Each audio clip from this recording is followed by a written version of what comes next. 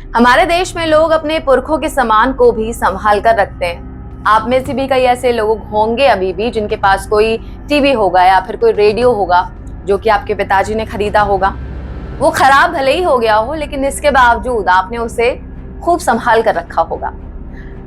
कहते हैं आमतौर पर हम भारतीयों की ऐसी मानसिकता है कि एक बार जो हमने चीज खरीद ली हो तो हम उसका तब तक इस्तेमाल करते हैं जब तक कि वो मरम्मत करने लायक ना हो जाए। लेकिन क्या आपको पता है कि एक नई स्क्रैप पॉलिसी आई है और इस पॉलिसी के तहत सरकार ने mobile phones, laptop, fridge, TV और एसी के साथ साथ 134 इलेक्ट्रॉनिक आइटम्स की एक्सपायरी डेट तय कर दी है। यानी कि एक निश्चित वक्त के बाद आपके घर में मौजूद जो इलेक्ट्रॉनिक आइटम्स हैं वो कबाड़ हो जाएंगे और आपको उन्हें स्क्रैप करवाना होगा।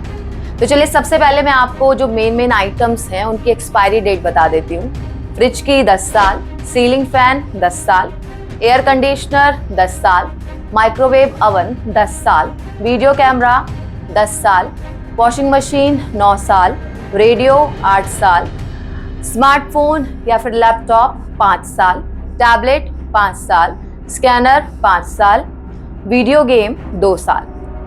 सरकार ने हर इलेक्ट्रॉनिक सामान की एक्सपायरी डेट अब तय कर दी है, फिर चाहे वो आपके घरेलू इस्तेमाल में आता हो या फिर व्यावसायिक तौर पर उसका इस्तेमाल होता हो।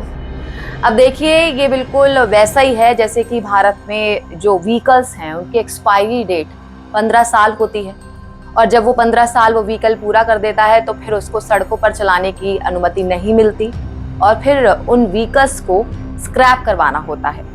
ठीक उसी तरह से अब इलेक्ट्रॉनिक आइटम्स को भी एक लिमिटेड टाइम के बाद स्क्रैप करवाना होगा।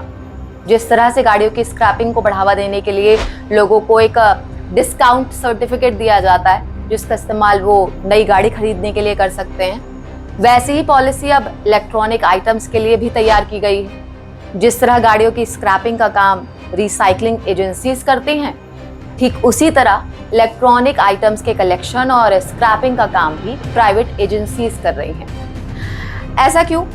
देखिए क्योंकि ई वेस्ट जो है ना, ये सिर्फ भारत की समस्या नहीं है जो कि बढ़ती जा रही है, बल्कि पूरे विश्व की बात करें तो पूरे विश्व में ई वेस्ट पैदा हो रहा है। लेकिन भारत में जो असली समस्या है वो ई वेस्ट का पैदा होना नहीं है, बल्कि ई वेस्ट का मैनेजमेंट ना होना है। भारत के इकोनॉमिक सर्वे 2019 की रिपोर्ट में ये बताया गया कि ई वेस्ट से हर साल 8,000 करोड़ रुपए का सोना निकाला जा सकता है। तो अब आप खुद ही अंदाजा लगा लीजिए कि ई वेस्ट में मौजूद जो बहुत दुर्लभ खनिज है उनकी रिसाइकलिंग करना आखिर कितना जरूरी है।